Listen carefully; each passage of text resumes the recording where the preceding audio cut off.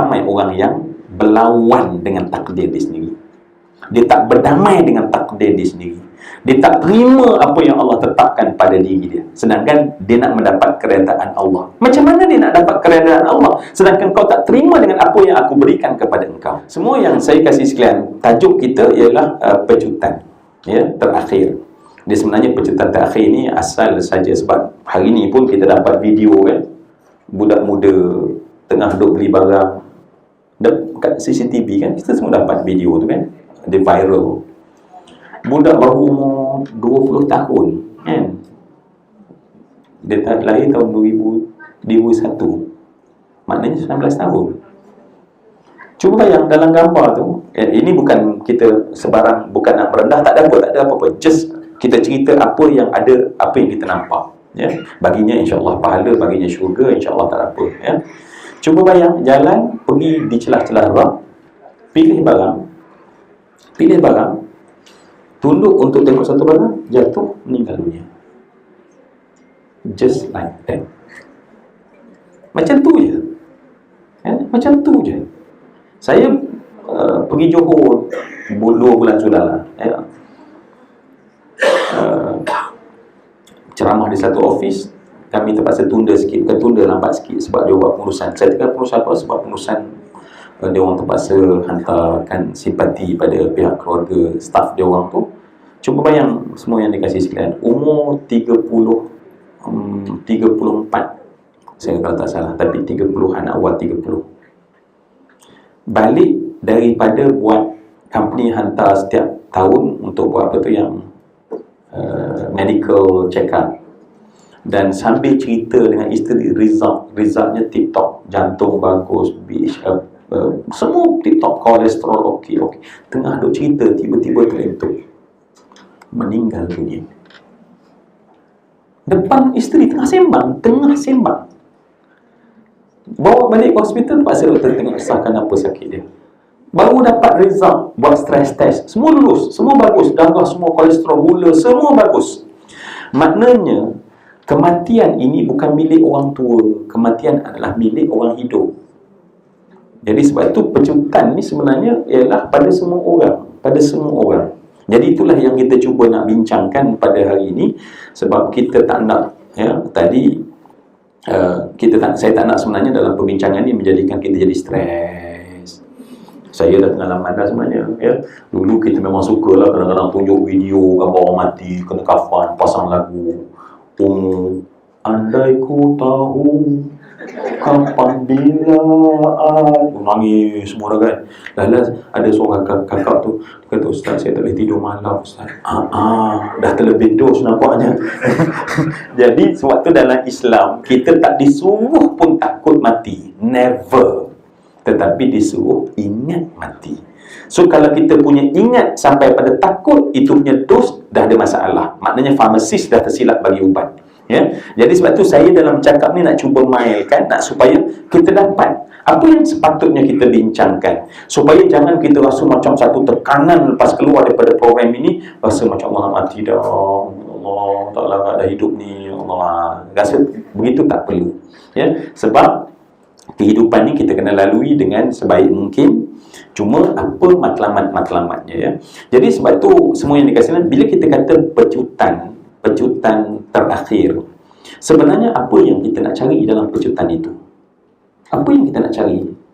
Sebab mati ni tak payah pecut, dia sampai kepada kita. Dia akan sampai pada kita. Kita tak payah pergi pada dia, dia akan sampai kepada kita. Sebenarnya apa yang kita nak pada usia kita ini? Apa yang kita nak pada usia kita ni? Dalam konteks kita memahami keseluruhan tajuk tadi, ya. Kita kata pecutan terakhir di usia senja. Maknanya apa yang kita nak dalam, apa yang kita nak pecut dapat sebenarnya? Ya. Okey, kita bincang. Preparation. Apa nak preparation? Ya. Keredaan Allah, ya, keampunan daripada Allah. Berita baik untuk semua orang ialah kalau kita bercakap dalam majlis ilmu sesuai dengan konteks, dia dapat pahala sedekah. Sebab tu saya saja buka, sebab kalau tidak saya seorang dapat. Sebab saya seorang cakap, ya. Jadi yang lain tak dapat pahala sedekah. Dan pahala yang paling Allah sayang di hari akhirat adalah pahala sedekah. Ketika ahli neraka dikeluarkan sekejap daripada neraka dan ditanya malaikat, kalian, sekiranya kalian diberi kesempatan, peluang untuk pulang ke bumi dan buat satu amal, sebab kamu tak ada banyak peluang, apa amal yang kamu nak buat? Semua ahli neraka cakap, kami nak sedekah. Malaikat tanya, banyak amalan, tahajud boleh, duha boleh, ngaji boleh, segala macam, tapi kenapa nak sedekah? Sebab kami lihat ketika manusia dibicarakan di hadapan Allah, manusia paling pemurah, orang yang pemurah banyak akan dimasukkan oleh Allah dalam syurga. Bila dia pemurah, dia berdosa dengan pemurahnya itu, maka Allah Subhanahu Wa Taala ampunkan dosa dia dengan sifat pemurah yang ada pada dia. Jadi sebab tu saya buka offer namanya tanya-tanya, bukan saja for a reason. Apa reason dia? Supaya kita dapat pahala sedekah. Sebab saya menganjurkan orang bersedekah pun dapat pahala juga, kan? Okey, baik. Apa tadi? Apa kita nak sebenarnya? Apa yang kita nak? Apa yang kita nak sebenarnya? Yang kita kata, bila kita kata pecutan terakhir ni, apa yang kita nak sebenarnya? Apa yang kita nak? Ya? Ya? Husnul khatimah. Okey. Bukannya jawapan tu itu saja, tuan-tuan. Contohnya kata seorang dah bagi jawapan, maka jawapan itu saja. Satu lagi last. Syurga. Okey, baik. Alhamdulillah. Maknanya semuanya ni semua buat homework sebelum datang. Macam jawapan dia macam sesuai je, kan? Jadi maknanya memanglah di USJ apa ni, tempat Masjid An-Nur, sebelum datang kuliah buat homework terlebih dahulu, teliti sekali nampaknya, ya. Sebab tu tak ada siapa yang kata apa yang kita harapkan shopping, tak ada jawab, tunjukkan bahawa memang prepare. Memang prepare. Baik, sebab tu baik saya mendengar tadi. Pertama sekali ada yang menyebut jauh sedikit, yang kita mahu sekarang adalah syurga. Baik. Apa maksud yang kita mahu syurga? Apa maksud dia bila kita kata yang kita mahu syurga? Sebab semua itu betul. Saya nak betulkan semua itu. Cuma saya nak bincangkan. Bila seorang dia mahu syurga, apa maksud dia? Dia nak dia itu tercatat namanya dalam peluang yang ada ni, dalam senarai ahli syurga. Dan datang pula persoalan, boleh ke saya beribadah untuk syurga? Ada tak kadang-kadang orang cakap, kita ibadah ni bukan untuk syurga, kita ibadah untuk Allah, kalau untuk syurga tak ikhlas. Ada ke dengar? Ada juga. Oh, so macam mana tu? Tak salah. Okey. So kalau ada jawapan saya tak perlu terangkan. Macam mana? Suruh terangkan. Okey, baik. Betul. Sebab ada juga orang bila dalam keadaan proses masing-masing nak buat baik ni, adalah yang kita akan dengar, kalau kita ibadat untuk syurga itu tidak ikhlas, sebab ibadat ni hanya untuk Allah, ya. Beribadat untuk syurga macam beribadat nak minta upah, ya, minta pahala. Dan bila syurga dia akan pergi pada pahala, ya. Saya nak buat ni untuk pahala, tak boleh. Sebab nak buat kena untuk Allah, tak boleh untuk pahala. Ada juga kadang-kadang macam itu, ya. Sebab pahala lah yang akan bawa ke syurga. Baik, semua yang dikasih lain. Sebenarnya, okey, saya cuba perlahan-lahan. Malaikat yang jaga neraka dipanggil malaikat Malik ataupun malaikat Zabaniyah. Malaikat Zabaniyah. Betul kan? Betul tak? Betul. Okey. Saya takut saya tersalah. Baik, malaikat yang jaga syurga, nama malaikat itu ialah malaikat Ridwan. Baik. Sekarang saya nak linkkan jawapan kita yang majoriti tadi. Baik. Dan memberi jawapan, boleh ke kalau saya nak beribadah untuk pahala? Boleh ke saya beribadah untuk syurga? Baik. Yalah, tengah cerita dah ni. Memang boleh tahu, tapi tengah nak cerita, apa hujah kata boleh tu? Yalah, tentang nak katakan satu, suruh cakap dapat pahala sedekah, cakap marah pula tak marah dah. Okey je. Pada dia, masing-masing dia jawab je lah. Nanti saya mesti jawab sendiri, tekan biar je lah. Itu lagi tak best. Baik, malaikat jaga syurga dipanggil Ridwan. Ridwan. Ridwan. Ridwan. Ridwan refer kepada apa? Malaikat ni ialah okey, malaikat. Apa makna malaikat? Enggak dah. Just nak bagi berbincang. Kata berbincang tadi kan. Apa makna malaikat? Ya? Oh, caretaker. Okey. Okey, caretaker. Baik, mudahlah ya. Malaikat ni dalam bahasa Arab, ya, malaikat dalam bahasa Arab, malaikat tu ialah plural. Plural. Singular dia adalah malak. Malakun. Malak. Cuma kita dalam bahasa kita dah jadi bahasa Melayu kan. Satu malaikat, dua malaikat, tiga pun malaikat. Tapi tak payah, it's okay. Tak payahlah lepas ni kontak Dewan Bahasa dan Pustaka ya. Kami baru sedar dan insaf rupanya salah penggunaan malaikat selama dia adalah untuk plural, tapi kita gunakan untuk singular dan it's okay. Malakun, malakani, malaikatun. Baik. Bila sebut malak daripada kalimah, dia punya kata dasar dia, root dia daripada kalimah aluk. Aluk yang bermaksud utusan. Jadi malaikat adalah utusan. Okey. Adakah sama dengan rasul bermakna utusan? Okey. Utusan ni mungkin saya tak berapa tepat agaknya. Tadi sebab tadi macam nak tepat dah tadi tu sebut caretaker tadi. Sebab utusan ini dia bukan utusan macam Nabi tu utusan Allah. Utusan ni yang melaksanakan, yang diamanahkan untuk melaksanakan. Maknanya dialah sebagai utusan yang melaksanakan. Kalau Nabi ni adalah utusan menyampaikan, dia adalah utusan yang melaksanakan. Okey, baik. Itu kita bincang-bincang lah. Kemudian bila kita sebut malaikat Ridwan, kita tahu dah malaikat maknanya yang menjaga, yang melaksanakan urusan menjaga syurga. Betul kan? Baik, dinamakan dia Ridwan. Baik, kenapa dia nama Ridwan? Kenapa tak nama lain?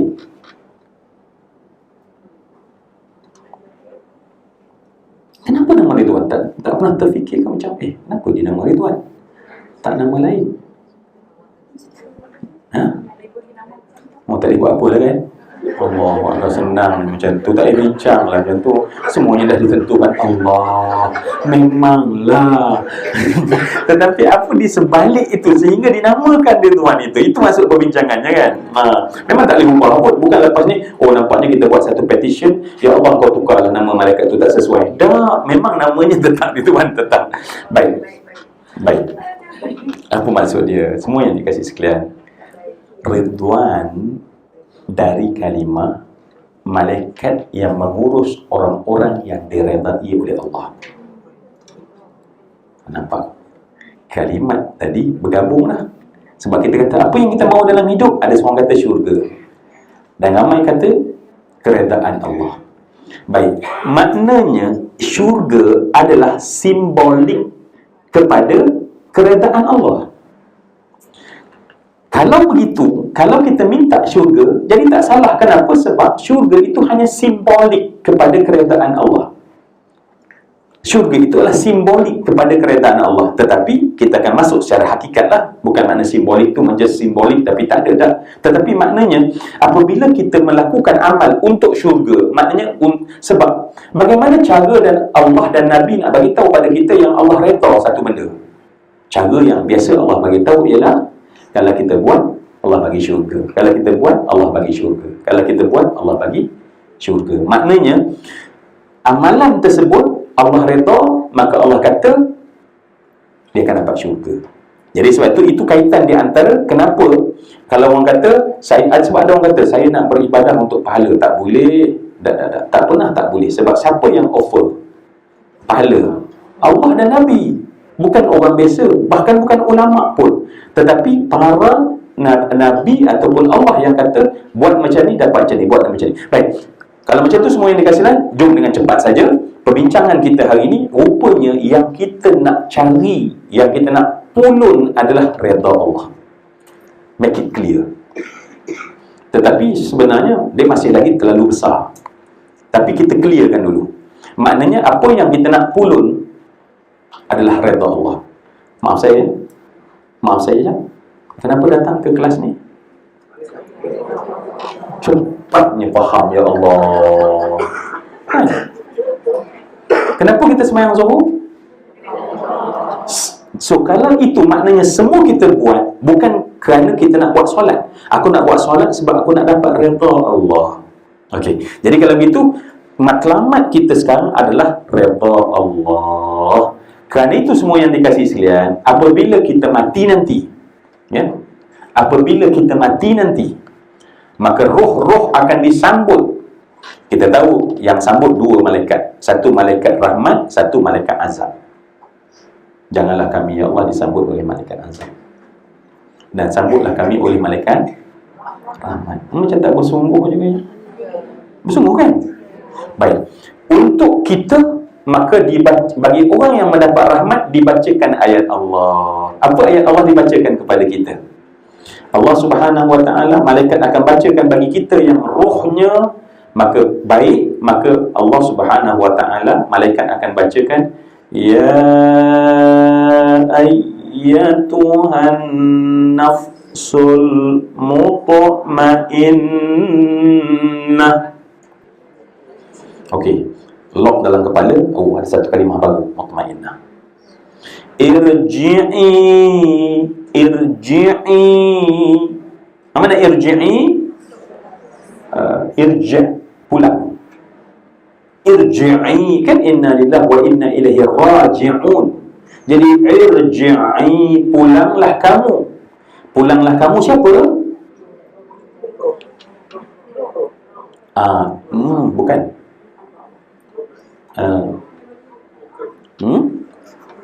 Macam mana? Pulanglah kamu siapa? Nafsu. Sebab Allah kata, ya ayyatuhan nafs. Sebab dalam bahasa Arab, nafsu adalah mu'annas. Sebab tu irji'i itu untuk mu'annas. Ila rabbiki, bukan rabbika. Dia tak kata irji' ila rabbika, tetapi irji'i itu untuk perempuan tu. Irji'i itu untuk, bukan perempuan, mu'annas. So irji'i ila rabbiki. Nampak? Pulanglah kamu wahai nafsu. Siapa nafsu tu sekarang? Kita yang mati. Ya. Irji'i ila rabbiki radiyatan. Nampak ada kalimah radiyah, malaikat Ridwan. Matlamat kita nak cari keredaan. Radiyatan. Apa kita nak bagi terjemah? Ya. Radiyah. Radiyah. Redha. Mardiyah.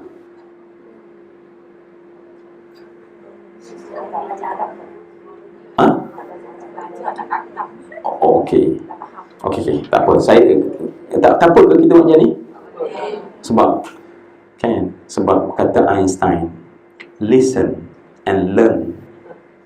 Belajar dan dengar pada orang yang bagi kamu soalan. Jangan belajar pada orang yang bagi kamu jawapan. Saya agak terpengaruh dengan dia cakap macam tu. Tetapi dalam Quran penuh dengan soalan, kan? Afala, adakah kamu apa dia apa? Semua soalan. Sebab kita fikir. Sebab kalau tidak, kita duduk dalam ni tak nak fikir. Akhirnya, kan otak kita ada dua function, kan? Otak kita ada dua, kan? Satu input, satu output. Satu input, satu output. Bila kita hanya tak diberi ilmu tanpa ada soalan, dia ada input proses. Tetapi bila ditanya, output proses. Sebab tu banyak benda orang tanya balik, macam tahu tapi apa ya? Tahu ni tapi apa ya? Sebab kita gunakan activate kita punya input proses, tetapi tak activate kita punya output proses. Sebab tu kita kena start dalam perbincangan kita, input dan output. Jadi jangan kecil hati dengan saya, ustaz ni. Saya tanya je. Allah. Kalau itu baik saya jadi ustaz. Dah, jangan marah. Just the process, kan? Just the process. Di mana tadi? Irji'i ila rabbiki radiyatan, maknanya dia redha. Dia nafsu tu redha, jiwa tu redha. Dalam keadaan dia redha. Mardiyah, diredai. Maknanya Allah redha. Cepatlah, Allah redha. Dia redha pada Allah, Allah redha pada dia. Itu maksud dia. Radiyatan mardiyah. Radiyatan mardiyatan. Dia redha pada Allah, Allah redha pada dia. Mana bergabung sekali antara kita redha pada Allah, Allah redha pada kita pada hari kematian kita. Itu matlamat kita. Barulah Allah kata apa dia? Fadkhuli. Maka udkhul, masuklah. Tengok perempuan, udkhuli. Kalau laki-laki, udkhul. Ya, tetapi bila wanita, bila muannas, udkhuli, fadkhuli fi ibadi. Allah kata apa dia? Masuklah kamu dalam kelompok hamba aku, kata Allah. Barulah masuk wadkhuli jannati. Tuan-tuan, kalau kita pergi Taif, ya, Taif.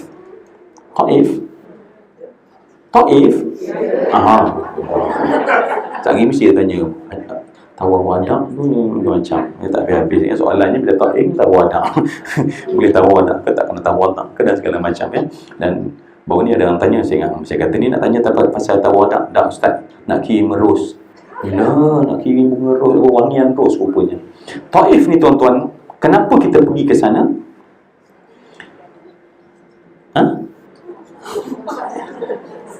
Itu kan, kadang-kadang saya sedih kan. Saya sedih dalam suasana sekarang. Suasana kenapa? Sebab tiba-tiba kita pergi umrah. Kita punya, sebab umrah ni atau haji maknanya menuju tu macam kita memanah tu, kita tengok dia punya apa tu, bullseye tu kan. Kita tengok bullseye tu, itulah menuju. Tetapi hari ni mencapah dah. Ya, dulu shopping jadi banyak. Kenapa? Sebab tu di sebelah saja Kaabah, di sebelah je Masjid Nabawi, shopping, mall dan segala macam. Jadi kita punya tuju tu dah macam nah. Lepas tu tiba-tiba satu lagi Taif. Taif tu Masya Allah, hari ni dah ada macam apa? Allahu Akbar. Saya kira kalau mall di Shah Alam USC lagi power daripada yang ada di Mekah Madinah. Shopping kat sini. Kalau kita nak pergi taman tema, naik atas genting lagi cantik. Tapi tak pasal-pasal kat sana pergi. Tanpa sedar, syaitan sangat pandai. Dia tumpulkan kita punya tuju tu. Dan akhirnya pergi dengan berbagai-bagai tujuan. Dan balik akhirnya orang tanya, apa yang best kat Mekah? Aiskrim memang best. Allahu Akbar. Aiskrim. Nampak tak? Kita tak sedar benda tersebut begitu halus, melencong. Sebab umrah bermakna tuju. Maknanya kita tu shoot direct kepada Allah Subhanahu Wa Taala. Baik. Taif. Sebenarnya kita pergi Taif, antara sebabnya mungkinlah 3, ya. Yang pertama, kita nak belajar sejarah bagaimana Rasulullah berada dakwah di sana, ya. Kemudian kita nak, yang kedua ialah belajar ataupun menghayati sejarah, dan dapat juga di samping menziarahi makam Ibnu Abbas.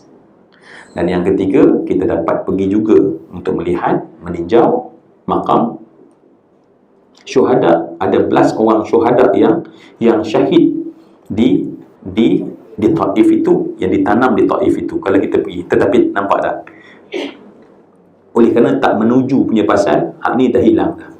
Kita singgah-singgah dalam Masjid Ibnu Abbas tu kalau sempat, tapi ladang ros mesti pergi. Allah Rabbi. Nampak tak, tumpul kita punya tujuan tu kan. Lepas tu sekarang ni saya tengok kan iklan dah naik apa tu, orang Arab okey lah, dia tak ada genting kan. Kita pergi sana tak perlu sebenarnya. Cakap pada travel agent, it's okay, kami tak nak ni, kami nak. Baik, kenapa saya panjang ni? Maaf saya, sebab Ibnu Abbas pada hari, sebab dia meriwayatkan banyak hadis kelebihan Mekah Madinah, tetapi dia mewasiatkan agar dia ditanam di Taif. Baik. Kalau kita tengok dalam Az-Zahabi menulis dalam Siyar A'lam Nubala, dicerita kisah pada hari kematian Ibnu Abbas ataupun kewafatan. Dalam bahasa Arab dia boleh sebut wafat tu pada siapa-siapa saja. Pada hari kewafatan ataupun kematian Ibnu Abbas, tuan-tuan, dan dia dikebumikan. Ya, orang solat kan, semua orang sedih. Ya, bayanglah, ulama ni kalau dia meninggal memang tak ada ganti dah. Allah dah memang janji ulama ni once dia meninggal takkan ada ganti. Ya, takkan ada ganti. Dan cara itu Allah mengangkat ilmu pada umat adalah bila Allah matikan ulama, matikan ulama. Sebab ulama itu apa yang Allah bagi pada dia tak ada pada ulama lain. So Ibnu Abbas bila meninggal, baik, semua yang dikasih lain, ketika orang masukkan jenazahnya di dalam rahat, semua orang yang datang, dia mendengar bunyi bacaan Quran yang tak tahu siapa baca. Ya ayyatuhan nafsul mutmainnah, irji'i ila rabbiki radiyatan mardiyah, fadkhuli fi ibadi wadkhuli jannati. Mereka tak tahu siapa baca, tetapi mereka dengar, semua orang dengar. Wahai jiwa yang tenang, kembalilah kamu kepada Tuhanmu dalam keadaan engkau redha pada Allah, Allah redha pada engkau. Masuklah kamu dalam kelompok hamba-Ku, kata Allah, dan masuklah ke dalam syurga-Ku. Nak ceritanya maknanya apa? Kita nanti bila kita mati, amin ya Rabb, dialah kita akan disambut roh kita, jiwa kita, diri kita dengan bacaan tadi. Wahai jiwa yang tenang. Baik, rupanya semua yang saya kasih sekalian. Okey, sekarang ni poinnya adalah apa yang kita nak pecut sekarang ni? Pecut mencari redha Allah. Clear. Ya, mardatillah adalah keredaan Allah. Keredaan Allah. Baik, apa maksud keredaan Allah? Apa maksud keredaan Allah? Ya.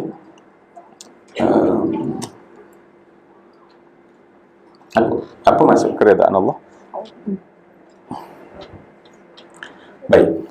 Macam mana kita, okey, dengan cepatlah. Macam mana kita nak dapat keredaan Allah? Bagaimana kita nak mendapat keredaan Allah?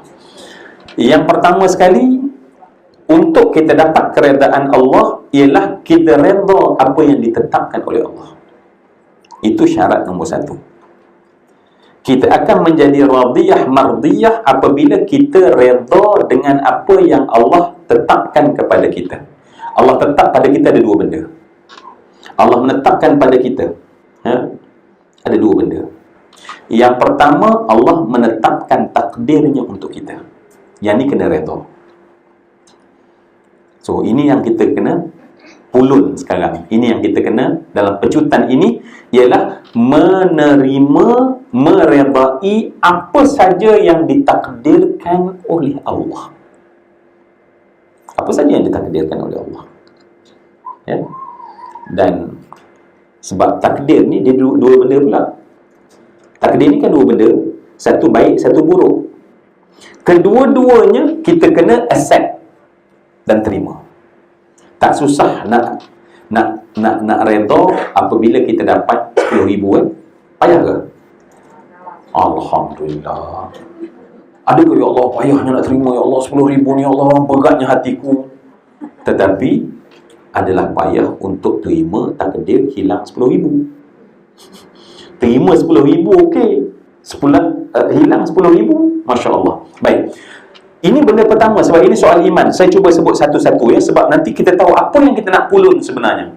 Takut nanti setengah orang kata dia tahajud. Itu sebenarnya adalah cabang-cabang kecil, cabang-cabang kecil. Sebab kalau kita tak buat dalam bentuk big picture macam ni, kita akan pulun, kita tak tahu apa yang kita pulun. So yang pertama sekali ialah benda paling asas ialah takdir. Menerima takdir untuk kita itu sebab Allah menetapkan untuk kita. Kita redha dengan takdir. Kita redha dengan takdir. Perjalanan kita dah kita lalui, maka semuanya ya Allah kita bercakap dengan Allah, ya Allah aku redha dengan ketetapan Engkau ya Allah. Berapa ramai orang yang berlawan dengan takdir dia sendiri. Dia tak berdamai dengan takdir dia sendiri. Dia tak terima apa yang Allah tetapkan pada diri dia. Sedangkan dia nak mendapat keredaan Allah. Macam mana dia nak dapat keredaan Allah sedangkan kau tak terima dengan apa yang aku berikan kepada engkau? Dan orang yang macam ni berbahaya. Sebab syaitan ni, semua yang dikasih sekalian, syaitan akan menyerang takdir bagi kebanyakan manusia untuk merosakkan manusia. Dan apabila takdir manusia rosak, semua yang saya kasih sekalian, takdir manusia rosak, sebab takdir ni soal iman. Soal iman mungkin akan menjadi tergelincir iman. Saya dalam sembang-sembang kita ni, saya teringat satu cerita lah ya. Boleh ke? Boleh. Allah baik sungguh. Tempat lain tak boleh sebenarnya. Tempat lain ustaz kami nak fakta-fakta je, tak payahlah cerita-cerita ni macam menyesatkan kami. Boleh ya? Boleh. Allah baik sungguh ya Allah. Allah. Terasa nak berhenti pukul 12 kan? Baik. Tak cerita ni biasa je. Tetapi saya nak bayangkan kepada kita, ingat syaitan ya, dia memasang radar dia akan serang menggunakan drone dia kepada takdir dalam hati kita supaya kita tak accept apa saja takdir yang diberi oleh Allah. Baik, saya nak buat cerita ni agak ekstrim sikit, tak best cerita ni. Jadi saya terpaksa lapik-lapik cerita ni sebab cerita ni tak best. Cerita ni tak best. Okey, tapi redha kan. Allah, orang baik ni lain. Allah. Setengah orang tadi cerita tapi tak best. Tak payah Ustaz. Baik, dia ni seorang pengusaha tembakau. Itu yang tak best tu.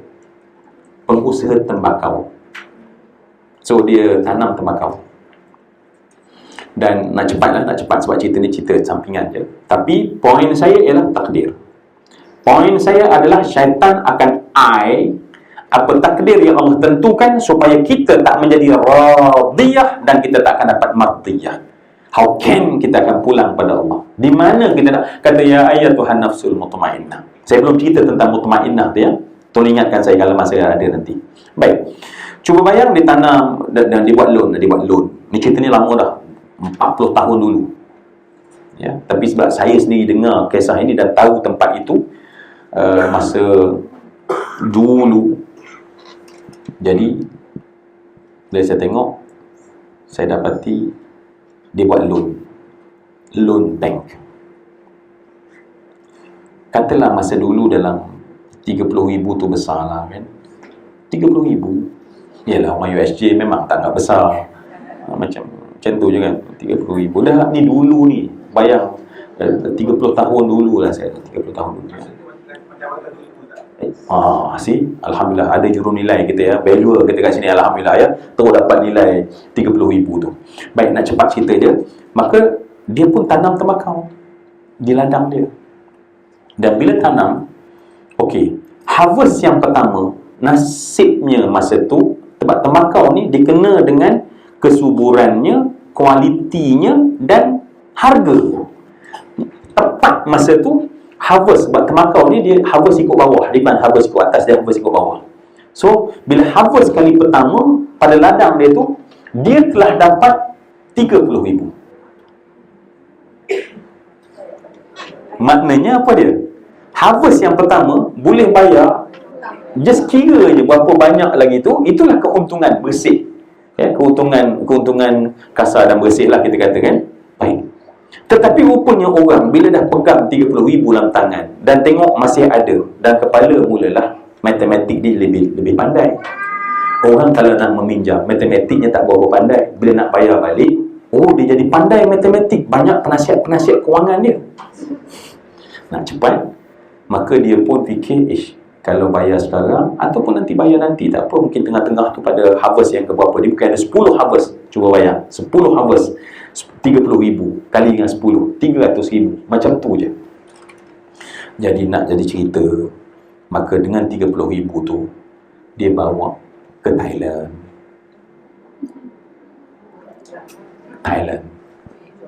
Ya. Dunia anak yang punya 30,000, ambil hotel yang paling, dan saya dah cerita lah, Thailand, saya sebut Thailand tu semua faham lah ya. Benda tak elok, benda apa dia. Bukan Thailand tu tak elok, tapi cerita ni tak elok, saya kata tadi. Dan saya kira dalam 10 hari habis 30,000. 30,000 habis semua sekali. Memang pergi tu macam Maliana lah, macam memang orang kaya betul lah. Tak nak risau apa. Ada lagi tak tahu berapa ratus ribu lagi yang sedang ada di dalam. Dia balik. Baik, balik. Kemudian untuk harvest berikutnya, ya, sebab bila tanam tembakau ni dia kena memang tengok betul-betul pasal cuaca. Dan tak tahu daripada mana, tak ada dalam ramalan, tiba-tiba hujan turun lebat. Bila hujan turun lebat, air makin lama makin naik, makin lama makin naik. Tembakau ni dia punya pantang dia, pokok pokok dia ni bawah tak boleh tenggelam. Sebab tu dia tanam mata batas. Nak cepat cerita, dia dah makin cuak, dia makin risau. Bila tengah hari tu makin lepat, dia pergi ke ladang dia. Tu dia ambil timba, kalau hujan lebat tu dia timba air. Seperti orang yang dah memang hilang pertimbangan dah. Ulang alik. Isteri kata tunggu, tak apalah bang, tak apa, dia kata. Dia pun ulang alik. Saya nak cepat dia ya. Akhir dia tak mampu melawan hujan turun depan mata dia. Temakau ni bila dia kena air, dia terus terkulai layu. Dia terkulai macam tu ya. Dia pergi setiap pokok angkat.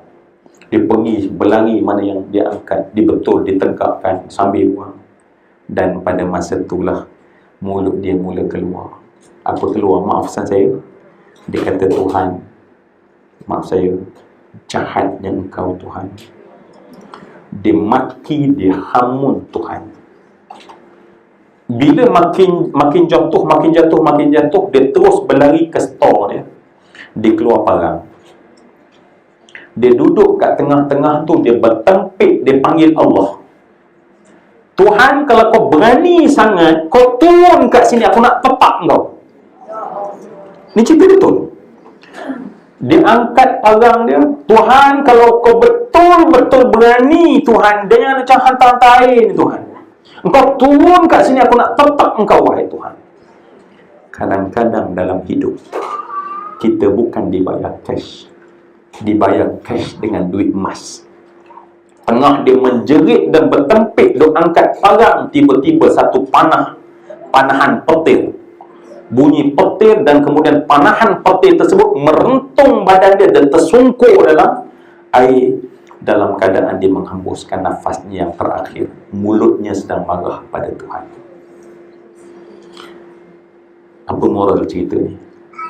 Rupanya syaitan meniti perlahan pada seseorang.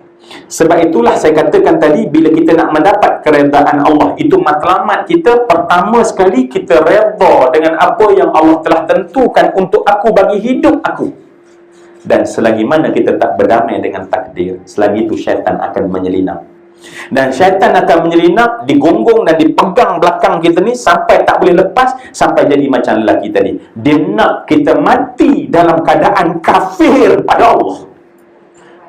Dia bukan nak cakap, dia nak mati kafir. Sebab setiap orang, saya dan kita semua, ada satu benda pada pandangan syaitan. Dia menandai kita, aku nak kafirkan si fulan, aku nak kafirkan si fulan, dan aku akan berjuang, kata syaitan, sampailah dia menghembuskan nyawanya yang nafasnya yang terakhir.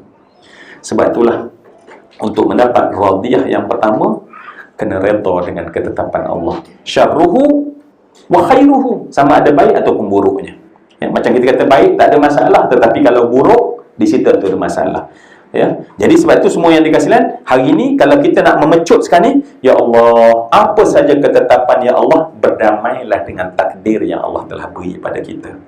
Berdamai dengan takdir, bercakap dengan Allah, ya Allah, aku lemah, aku tak tahu apa hikmah di sebalik apa yang kau tetapkan ini ya Allah, tetapi aku nak terima ini sebagai ketetapan dalam hidupku. Semua yang dikasih sekalian, tadi saya sebut Allah bagi kita apa? Ya ayyatuhan nafsul, rupanya mutmainnah akan hanya dapat, tenang hanya akan dapat bagi orang yang redha dengan takdir. Selagi mana kita bergelut, selagi itulah kita tidak pernah tenang. Allah Rabbi, saya sedang cakap pada diri saya sendiri. Sebab dalam hidup kita di dunia ini, macam-macam kita lalui. Dan apa yang Allah nak daripada kita, yang pertama tadi, dalam nak mencapai keredaan, ialah redha dengan ketetapan Allah. Itu yang pertama sekali, redha dengan takdir.